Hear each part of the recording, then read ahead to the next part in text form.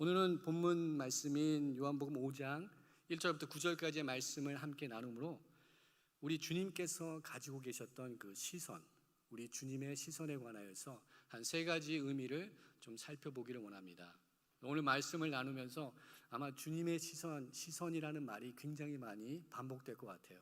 그것이 주제입니다. 주님의 시선을 발견하는 우리들 되기를 소망합니다. 우리가 살고 있는 이 땅, 미국 땅은 여러 문화가 함께 공존하는 사회입니다. 여러 다문화들이 함께 공존합니다.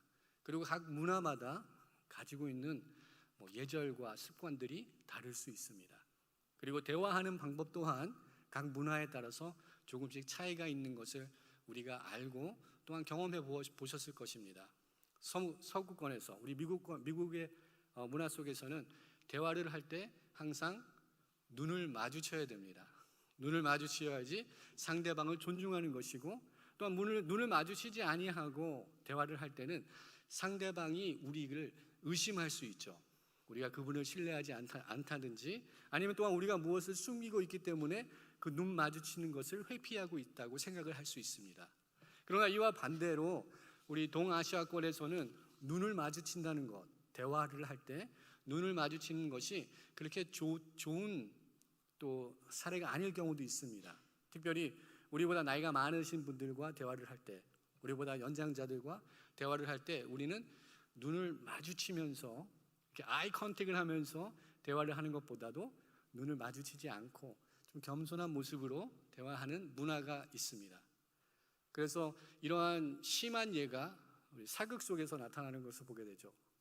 어떤 지위 높은 사람이 지위 낮은 종에게 얼굴을 확인하고 싶어서 고개를 들라라고 이야기했을 때 그 사람이 고개는 들지만 눈은 아직도 땅을 바라보고 있고 그 주인과 그 높은 신분에 있는 사람과 아이 컨택을 하지 못하는 그러한 우리 문화가 있는 것을 우리는 잘 알고 있습니다. 또 우리 사회 속에서도 소풍을 가게 되면 돗자리를 깔죠. 근데 눈을 마주치면 눈을 깔라 그러죠. 그거는 어떤 의미인지 모르겠지만 이렇게 우리 한국권, 우리 아시아권의 문화와 우리 미국의 문화가 차이가 있는 것을 우리는 잘 경험합니다. 어떤 것이 낫고 어떤 것이 나쁘다는 것을 이야기하는 것이 아니라 이렇게 사회 속에서 이런 대화 속에서 나눌 때 에티켓들이 다른 것을 보게 됩니다. 오늘 주님의 말씀을 함께 나누면서 우리가 가져야 되는 시선은 어떤 것인지, 또한 우리 주님의 시선은 어떤 것인지 함께 묵상하기를 원합니다. 우리가 사는 동안에 우리 삶을 향하는 두 가지 방향의 시선들이 있습니다. 첫 번째 방향은 외부에서부터 우리를 향하는 시선이 있습니다. 낮에는 새소리가 듣고, 낮은 말은 새소리가 듣고 또 밤의 말은 쥐가 듣는다는 우리 한국 속담이 있듯이 우리들의 삶을 일투적을 다 하나하나씩 관찰하고 있는 우리 정말 눈총이 따가운 우리 이웃의 시선이 우리에게 있는 것이 아니라 우리에게는 우리 주님의 시선이 있는 줄 믿습니다. 주님의 그 사랑의 자비의 시선이 항상 우리를 향하고 있는 것을 우리가 잊지 않는 우리 모두가 되기를 소망합니다. 또한 또 다른 방향의 시선은 우리로부터 시작된 시선이 있습니다. 우리로부터 시작된, 나로부터 시작되는 시선들이 있습니다. 내가 세상을 바라보는 시선이 있습니다. 그 시선은 나의 마음에서부터 비롯됩니다. 우리의 마음이 어떠한지에 따라서 우리의 시선이 고든 시선이 될 수 있고요, 건강한 시선이 될 수 있고, 나의 영적인 상태에 따라서 나의 시선이 병든 시선이 또한 될 수가 있습니다.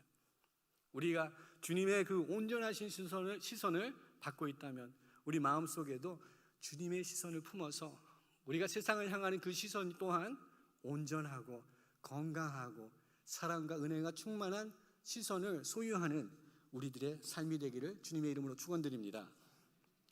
오늘 본문의 말씀을 저희가 좀 더 깊이 이해하기 위하여서 몇 가지 우리 육가 원칙의 질문들을 좀 답을 달아가면서 본문의 말씀들을 좀 이해하기 원합니다. 그리고 한 가지 죄송스러운 것은 제가 아직도 회복 중에 있어서 지금 숨이 이렇게 많이 차요. 그래서 혹시 이렇게 숨이 차서 넘어지더라도 쓰러지더라도 놀라지 마시고, 네. 오늘 본문의 말씀을 이해하기 위하여서 몇 가지 질문들을 던지기 원합니다. 우리 본문은 우리가 익히 잘 알고 있는 본문이죠. 38년 된 병자가 베데스다 그 못에서 주님을 만남으로 인해서 치유함을 얻는 그 익숙한 말씀입니다. 그런데 그 말씀을 좀 더 깊이 생각해 보기 원합니다. 첫 번째, 언제 이 사건이 일어났는지 살펴보기를 원합니다. 5절 1절 말씀을 보게 되면 그 해답을 찾을 수 있게 되는데요. 우리 함께 한번 스크린을 보시면서 읽어보도록 하겠습니다. 그 후에 유대인의 명절이 되어 예수께서 예루살렘에 올라가시니라. 아멘. 이 말씀을 통하여서 언제 이 사건이 일어났는지 우리에게 알려주고 있습니다. 언제 이 사건이 일어났나요? 유대인의 명절에. 6장에 가게 되면, 요한복음 6장에 가게 되면 6월절이 가까이 왔다라는 언급이 나타납니다. 지금은 5장입니다. 6장에서 6월절이 가까웠기 때문에 아마 지금 언급된 5장에 언급된 명절은 6월절은 아닌 것 같습니다. 학자들의 의견에 의하면 아마 불임절인 것 같다.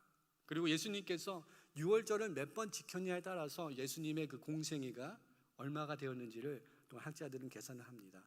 우리가 알 수 없는 시간에, 그러나 우리 주님께서 이 명절 기간에 예루살렘에 올라가셨다라고 이 시기를 우리들에게 선포합니다. 또한 이런 시기를 알 수 있는 구절이 오늘 본문 가운데 또 하나 나타납니다. 9절의 말씀을 보게 되면 또 이런 언제 이런 사건이 일어나는지를 우리들에게 알려주는 시기가 있어요. 그 사람이 곧 나아서 자리를 들고 걸어 나가니라. 이날은 안식일이라. 안식일에 우리 주님께서 이 병자를 고쳐주셨습니다. 안식일에 이 병자를 고쳐주셨기 때문에 우리 주님은 또한 이 안식일의 논쟁에 휘말릴 수밖에 없는 그러한 상황 속에 이 치유 역사를 행하셨습니다. 언제 이런 일이 일어났는지 우리는 분명히 알았습니다. 그 다음에 질문으로 넘어가기 원합니다. 그 다음 질문은 어디서 이런 일이 일어났습니까? 라는 질문입니다. 이 질문에 대한 해답은 2절의 말씀을 통하여서 우리가 답을 얻을 수 있습니다. 함께 읽겠습니다. 예루살렘에 있는 양문 곁에 히브리 말로 베데스다라 하는 못이 있는데 거기 행각 5이 있고, 본문 속에서 어디서 이 사건이 일어났는지 우리들에게 자세하게 설명해 주십니다. 예루살렘, 그리고 베데스다, 양문, 그다음 5 행각이 있는 곳, 굉장히 자세하게 우리들에게 어디서 이 역사가 일어났는지 소개해 주고 계십니다. 베데스다라는 이 단어는 합성어예요. 2가지 단어가 합쳐져서 만들어진 단어입니다. 바이트라는 집이라는 뜻을 가지고 있는 히브리 단어와 또한 하나님의 자비, 하나님의 자비를 뜻하는 헤세드가 단어가 합쳐져서 바이트 헤세드, 그래서 베이트 헤세드 합쳐져서 베세다라는 단어가 나왔습니다. 그 뜻의 의미를 그대로 이해한다면 하나님의 자비가 있는 집, 그죠? 하나님의 자비가 넘치는 집입니다. 하나님의 자비가 있는 집입니다. 그런데 아이러니하게도 이 하나님의 자비가 있어야 되는 이 집에, 이 장소에 하나님의 자비가 없었습니다. 서로 낫기를 원하여서 물이 동할 때 내가 먼저 앞서가야 됐기 때문에, 경쟁을 하는 사회 구조였기 때문에 그곳에서는 자비가 없었습니다. 하나님의 긍휼이 그곳에는 없었습니다. 우리 삶 속에도 이러한 곳이 있지는 않나 돌아보기 원합니다. 우리가 베데스다, 하나님의 자비가 있는 곳이라고 우리가 부르고 있지만 그곳이 정말 하나님의 자비가 없고 치열한 경쟁만 있고 서로의 관계와 신뢰가 깨어진 그곳이 우리 삶 속에는 있지 않은지 돌아보기를 원합니다. 만약에 우리 삶 속에 그렇게 무용지물이 되어버린 베데스다 못이 있다면 주님의 은혜로 다시 한번 그 자비를 채우며 자비로 회복되는 은혜를 경험하는 우리 모두가 되기를 주님의 이름으로 축원드립니다. 3번째 질문입니다. 누가, 어떻게, 무엇을, 왜? 라는 질문입니다. 이 질문의 해답은 우리 3절과 5절 말씀에서 찾을 수 있습니다. 3절 말씀 먼저 함께 같이 읽을까요? 그 안에 많은 병자, 물이 움직임을 기다리니. 그곳에 많은 병자들이 있었다고 이야기합니다. 다리 저는 자도 있었고요, 맹인도 있었고요, 혈기가 마른 사람도 있었다라고 이야기합니다. 5절에 거기 38해 된 병자가 있더라라고 기록하고 있습니다. 38년 된 병자가 있더라라고 이야기합니다. 이 병자에게 치유의 역사가 일어났음을 우리들에게 선포합니다. 이 병자가 어떠한 병을 앓고 있었는지 우리들은 알 수 없습니다. 또한 이 병자의 이름은 무엇인지 우리는 알 수 없습니다. 사도 요한은 그것을 우리들에게 언급하고 있지 않습니다. 그러나 이 병자는 아마도 스스로 혼자 걸어서 못으로 갈 수 있는 그런 능력을 가지고 있지 않은 사람인 것 같습니다. 이러한 본문에 대한 이해를 가지고 우리는 본문을 더 깊이 이해하기 원합니다. 본문 속에 나타나는 주님의 시선을 세 가지로 한번 생각해 보도록 하겠습니다. 첫 번째는 우리 주님의 시선은 눈높이 시선입니다. 한번 따라해 볼까요? 우리 주님의 시선은 눈높이 시선입니다. 죄송합니다. 제가 이렇게 부탁드리는 것은 제가 좀 숨을 쉬어야 되기 때문에 이렇게 부탁드립니다. 우리 주님의 시선은 눈높이 시선이세요. 눈높이 시선이라는 말은 우리의 눈에 그 높이를 맞춰주신다는 것입니다. 우리 주님은 하나님의 그 본체에 섰습니다. 하늘 보좌를 버리시고 이 땅에 오셨습니다. 무엇을 의미합니까? 겸손의 왕으로 눈높이를 낮춰주셔서 우리 가운데 찾아오심을 이야기합니다. 만날 수 없는 주님, 우리와 눈을 마주칠 수 없는 그 위대하신 분이시고 그 놀라운 하나님의 아들이신 분이 눈높이를 낮춰주셔서 우리의 눈과 시선을 맞춰주신다는 것입니다. 우리 주님이 이 땅에 오신 이유는 섬김을 받기 위함이 아니라 죽기까지 순종하여서 우리를 사랑하시고 섬기기 위하여서 이 땅에 오신 줄 믿습니다. 그것이 우리 주님의 시선입니다. 우리 주님께서 공생애를 시작하시면서 회당에 들어가셔서 누가복음 4장에 이사야서 61장의 말씀을 펴시고 다음과 같이 우리 주님의 사역에 우리 선언문을 선포하셨습니다. 주의 성령이 내게 임하셨으니 이는 가난한 자에게 복음을 전하게 하시려고 내게 기름을 부으시고 나를 보내사 포로된 자에게 자유를 눈먼 자에게 다시 보게 함을 전파하며 눌린 자를 자유롭게 하고 주의 은혜의 해를 전파하게 하심이라라고 우리 주님의 사역 선언문을 이렇게 선포하여 주셨습니다. 우리 주님의 마음이 있는 곳입니다. 우리 주님의 시선이 있는 곳이 바로 이것입니다. 가난한 자에게 복음을 선포하는 것이고 또한 포로된 자에게 자유를, 눈먼 자에게 다시 봄을, 눌린 자에게 자유롭게 함을 선포하는 것이 우리 주님의 마음이시고 또한 우리 주님의 시선인 줄 믿습니다. 이것이 우리 주님의 마음이, 우리 주님의 시선이 향하는 곳이는 줄 믿습니다. 우리의 시선 또한 우리 주님의 모습을 닮아가야 될 줄 믿습니다. 또 오늘 본문 속에서 정말 주님의 마음이, 주님의 시선이 어디를 향하고 있었는지 또한 본문 말씀을 통하여서 우리는 다시 한번 깨닫게 되는데요. 우리 이미 보았듯이 유대인의 명절에 우리 주님께서 예루살렘에 오르셨다라고 보았습니다. 유대인들은 유대인의 명절에 예루살렘에 올라와서 가는 곳은 성전입니다. 성전에 올라가서 그 절기를 지킵니다. 우리 주님도 예루살렘에 올라오셔서 성전에 올라가셔서 많은 사람들로부터 칭송을 받고 많은 사람들로부터 찬송을 받을 수 있는 그 자리로 나가실 수 있었지만 우리 주님은 그곳으로 가지 않으시고 사회적으로 천대받고 사회적으로 격리받고 사회적으로 병자라고 손가락질 당하는 그 사람들이 모여있는 그곳 변방으로 베데스다 못으로 찾아가셨습니다. 그것이 우리 주님이 향하시는 행로의 방향입니다. 높은 곳이 아니라 낮은 곳으로 연약한 자들과 함께 하시고 죄인과 함께 하시기 원하신 우리 주님의 마음이 바로 주님의 시선이, 주님의 동선이 연약한 자들을 향하고 있습니다.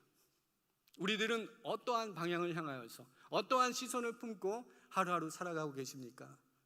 이 성공주의의 세상의 원리들과 원칙 가운데 살아가고 있는 저희들이 더 높은 곳을 향하여서 더 나은 것을 향하여서 우리도 살아가고 있지는 않습니까? 더 많은 것을 얻기 위하여서 더 많은 명성을 얻기 위하여서 오늘 또 달려나가고 있지는 않습니까?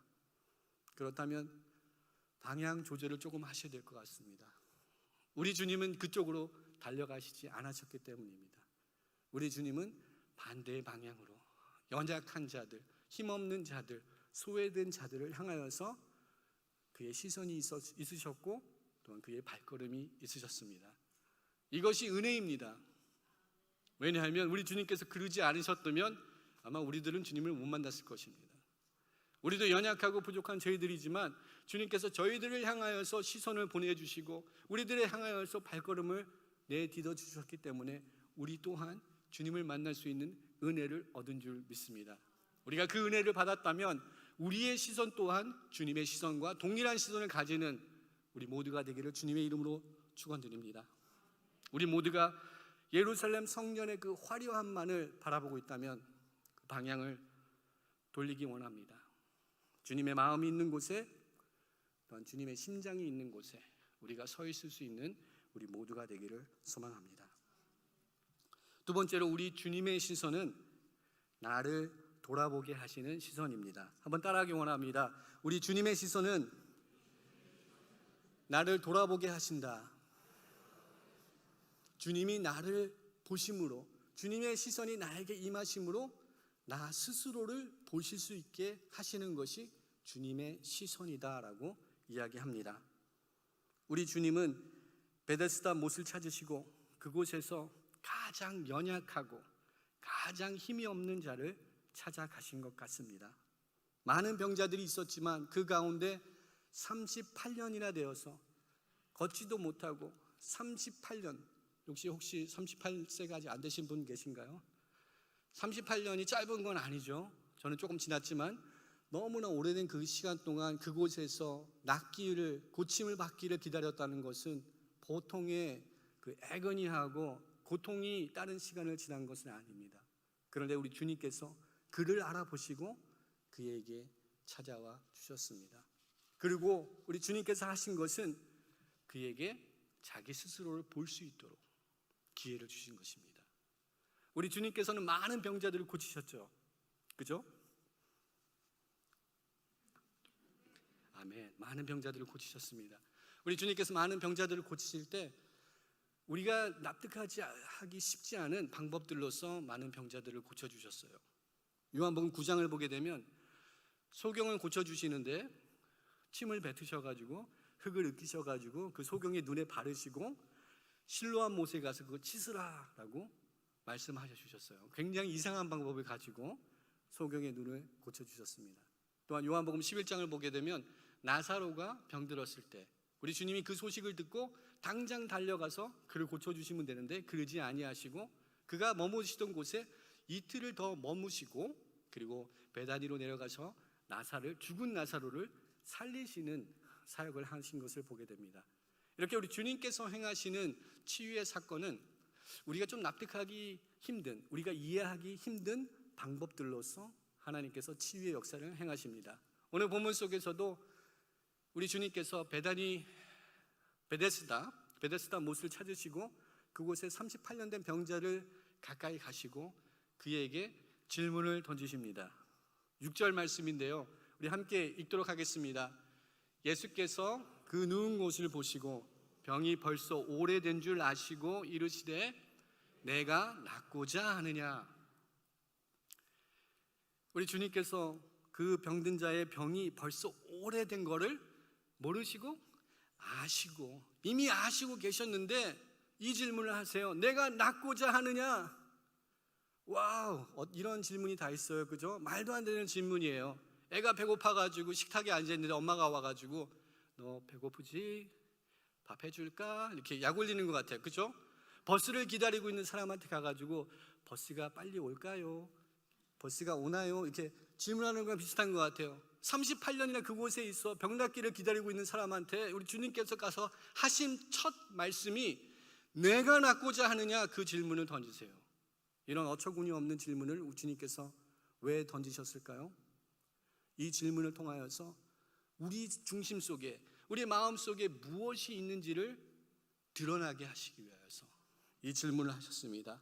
이 질문에 이 병자는 7절에 대답을 하게 됩니다. 우리 7절 말씀 함께 읽도록 하겠습니다.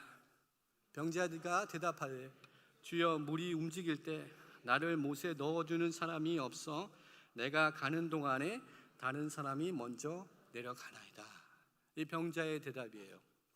근데 너무나 우리 타코마 중앙장로의 성도님들은 은혜가 많으셔서 은혜스럽게 읽으셨어요. 그런데 이 본문의 말씀은 이렇게 은혜스럽게 읽으시면 좀 감이 안 옵니다. 만약에 연극 영화과를 나오신 분이 계신다면 이렇게 연극의 대본들을 보게 되면 대사가 있고 가로를 열고 지문이라는 게 있죠. 오늘 본문 그 7절 말씀에는 아마 지문이 붙었다면 다음과 같은 지문이 붙었을 거예요. 경노함으로, 분에 찬 어조로, 주님, 물이 동할 때 내가 먼저 가려고 했는데 이 사람들 보세요. 저 사람들 먼저 가겠다 그러고 나는 못 가고 아직 38년을 기다리고 있습니다. 주님, 근데 나한테 그 질문을 하십니까? 주님, 이런 어조로, 아마 제가 연기력이 좀 딸리나 봐요. 네, 이런 어조로 아마 하셨을 거예요. 더 분노에 찬 마음으로 주님께 하셨을 거예요. 대답을 하였을 거예요. 그의 대답은 그의 마음을 보여주는 겁니다. 그의 중심을 보여주는 것입니다. 우리 주님께서는 이 병자의 육신의 연약함 뿐만 아니라 내적인, 영적인 연약한 부분을 만져주셨어요. 핫 버튼이라 그러죠. 그냥 만지면 터지는 그 버튼을 눌러주셨어요. 그리하여서 그로 하여금 이 생존 경쟁에서 패참하고 패배한 이 참혹한 삶을 살아가는 그에게 그의 자신을 다시 한번 돌아볼 수 있는 기회를 우리 주님께서 허락하여 주신 줄 믿습니다. 우리 주님의 시선은 이 병자를 향하고 있었지만 이 병자는 이 분노에 찬 마음으로 주님을 온전히 바라보지 못하였습니다. 본문에서 주여라고 이야기하고 있지만 이 주여는 구세주여라는 그 주님하고는 다른 뜻입니다. 선생님이요, 그거와 다를 바가 없습니다. 그 질문을 묻는 사람이 어떠한 능력을 가지신 분이시고 그분이 치유자가 되심을 그는 온전히 알지 못하였기 때문에 내가 낫고자 하는 그 질문에 이 병자는 그냥 원망스러운 말로 분노에 가득 찬 대답으로 주님께 대답을 하였습니다. 우리 삶 속에, 우리 마음 속에, 우리 중심에 무엇이 있습니까? 툭 하고 건드리면 어떠한 언어들이, 단어들이 나옵니까? 분노, 시기, 원망, 남을 해하고 싶은 그러한 미움, 우리 마음속에 무엇이 있습니까? 이 시간 돌아보기를 소망합니다. 우리 마음속에 무엇이 있는지 돌아봐서 우리 주님께서 우리의 핫 버튼, 그 버튼을 누르실 때 감사가 튀어나오고 찬양이 나올 수 있는 그러한 사람들로 세워지는 은혜가 우리 가운데 임하기를 소망합니다. 주님의 시선이 우리 가운데 임할 때 우리는 비로소 우리의 연약함을 다시금 돌아볼 수 있게 되는 줄 믿습니다. 우리의 연약함, 우리 스스로 우리의 힘으로 구원을 이룰 수 없는 그 연약함을 우리 주님께서 보시게 하시는 것 같습니다. 그러면 우리는 어떻게 해야 될까요? 우리는 구제불능한 사람들입니다. 우리 스스로 구원을 이룰 수 없는 사람들입니다. 그러기에 우리는 더욱더 주님의 구원을 바라보아야 될 줄 믿습니다. 다윗이 시편 62편에서 1절과 5절에서 거듭 고백합니다. 나의 영혼이 잠잠히 하나님만 바라며 나의 구원이 그에게서 나오는도다. 나의 영혼아 잠잠히 하나님만 바라라. 무릇 나의 소망이 그로부터 나오는도다. 이런 믿음의 고백이 우리의 고백이 되기를 소망합니다. 우리 주님의 시선이 이 마음으로 우리의 연약함을 비로소 깨달음으로 나 스스로 구원을 이룰 수 없고 나의 구원은 오직 주님께만 있음을 다시 한번 믿음으로 고백하며 주님만을 바라보는 하나님의 백성들로 세워지는 은혜가 우리 가운데 있기를 소망합니다. 내가 낫고자 하느냐라는 질문을 우리가 들을 때 네, 주님, 저를 고쳐주시옵소서. 내가 낫고자 원하느냐 그 질문을 들을 때 주님, 저는 병자입니다. 저를 치료하여 주시옵소서. 주님을 온전히 바라보고 주님의 치료하심을 간절히 사모할 수 있는 우리 타코마 중앙장로교회 모든 성도님들 되기를 주님의 이름으로 축원드립니다. 이전의 모든 상처들 이제는 벗어버리고 희년의 축복들, 희년의 자유함을 얻는 우리 모두가 되기를 소망합니다. 믿음의 성도들에게는 라떼가 없습니다. 라떼 좋아하시는 분들 계실 수 있지만 라떼가 없습니다. 라떼는 그랬어, 라떼는 이랬어, 라떼 말이야, 이런 라떼가 없습니다. 우리에게는 무슨 때가 있는 줄 아세요? 우리는 주 때가 있어요. 주님의 때, 주님 때문에, 무엇인지 다 주 때문에, 주님 때문에. 오늘 이 자리에 서 있는 것 주님 때문에. 그래서 우리는 우리와 함께하여 주셨던 임마누엘의 하나님, 지금까지 인도하시는 에베네셀의 하나님 때문에, 그 주 때문에, 주님 때문에 오늘도 감사하며 주님을 예배하는 자들로 세워지는 줄 믿습니다. 그러기 위하여서 이전 모습, 옛 모습을 십자가 앞에 더욱더 내려놓기를 소망합니다. 고린도후서 5장 17절에 사도 바울이 선포하는 것처럼 그런즉 누구든지 그리스도 안에 있으면 새로운 피조물이라. 이전 것은 지나갔으니 보라 새 것이 되었도다. 아멘. 우리는 새로운 피조물로 거듭난 줄 믿습니다. 라떼, 옛날 나의 모습 다 내려놓고, 나의 상처들, 아픔들, 모든 분노들 내려놓고 온전히 주님께만 시선을 맞추는 삶을 살아나가는 우리 모두가 되기를 주님의 이름으로 축원드립니다. 눈을 맞추면 눈가라라고 얘기하지만 우리 주님과 눈을 맞추면 그것은 거룩한 눈 맞춤입니다. 주님과 거룩한 눈 맞춤들을 많이 하셨으면 좋겠습니다. 주님과 더욱더 눈 맞춤 좀 많이 하여서 주님의 마음을 조금씩 알아가고 주님의 시선이 향하는 그곳에 나의 시선이 있는 그러한 삶을 살아가는 우리들의 삶이 되기를 주님의 이름으로 축원드립니다. 마지막으로 우리 주님의 시선은 은혜의 시선입니다. 우리 주님의 시선은 은혜의 시선입니다. 우리 주님의 시선은 사랑과 긍휼의 바라보심입니다. 우리 주님의 바라보심은 치유와 회복을 위한 사랑과 긍휼의 감찰하심입니다. 우리 주님의 시선은 우리들의 죄악을 보게 하시는 시선이지만 또한 우리를 치유하시는 시선입니다.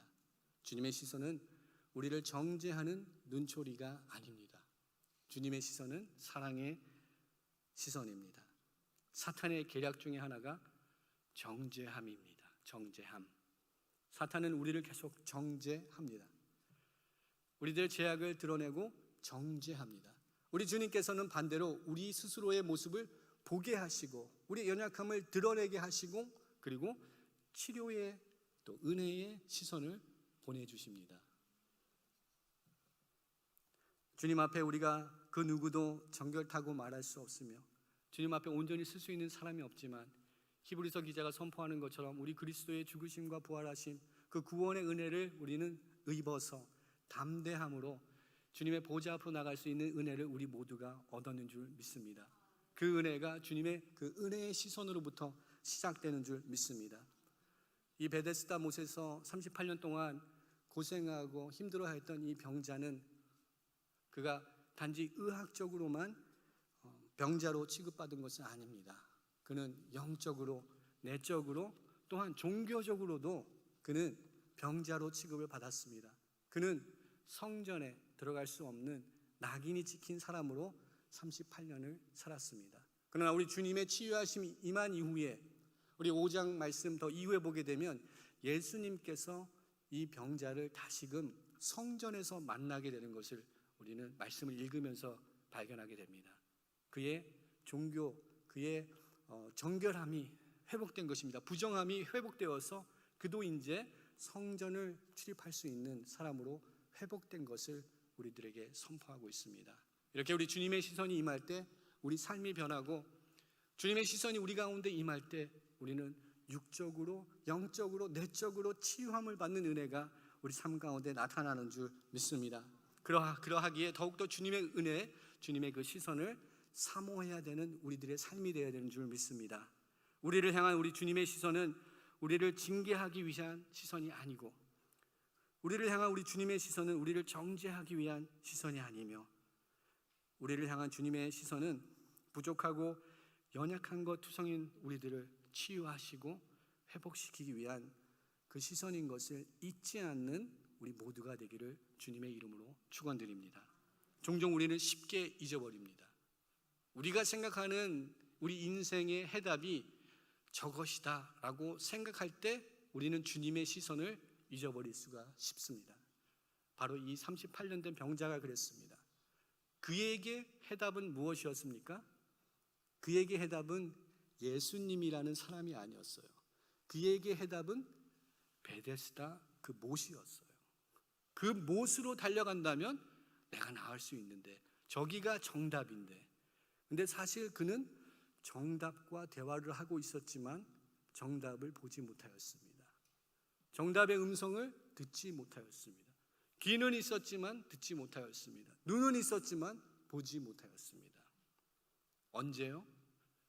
나의 해답이, 나의 정답이 헛된 것에 묶여 있을 때, 나이가 헛된 것을 집착하고 있을 때, 하나님이 아닌 그 어떤 것을 붙들고 있을 때 하나님의 시선을 놓칠 수밖에 없다는 것입니다. 우리가 이 세상을 살아간 동안에 정말 쉽지 않은 삶을 살아갑니다. 어떤 분은 정말 꽃밭을 걸어가는, 꽃길을 걸어가는 그러한 축복된 삶을 살아가는 분들도 계시지만, 많은 경우에는 비포장된 도로처럼 돌밟기 같은 길을 많이 걸어갑니다. 먼지가 납니다. 또한 돌 때문에 넘어집니다. 또한 비가 오면 그게 진흙탕이 되어서 온몸에 튑니다. 그러한 길을 우리가 걸어갑니다. 그러나 우리의 해답은 그 길이 변하고 더 윤택한 삶을 살아가는 것이 우리 인생의 해답이 아니라, 우리의 해답은 구원을 허락하시는 주님께 있는 줄 믿습니다. 주님을 더욱더 사모하고 주님만을 바라보는 우리 모두의 삶이 되기를 주님의 이름으로 축원드립니다. 말씀을 정리하겠습니다. 오늘 우리는 요한복음 5장의 말씀을 통하여서 베데스다 못에서 38년 동안 자신의 힘으로 해결할 수 없었던 그 인생의 문제로 인하여서 비참한 삶을 살아가던 한 병자의 스토리를 함께 나눴습니다. 우리 주님의 시선은 낮은 곳을 향하는 시선인 것을 보았습니다. 우리 주님의 시선은 또한 우리의 연약함을 직시하게 하시는 그런 시선인 것을 보았습니다.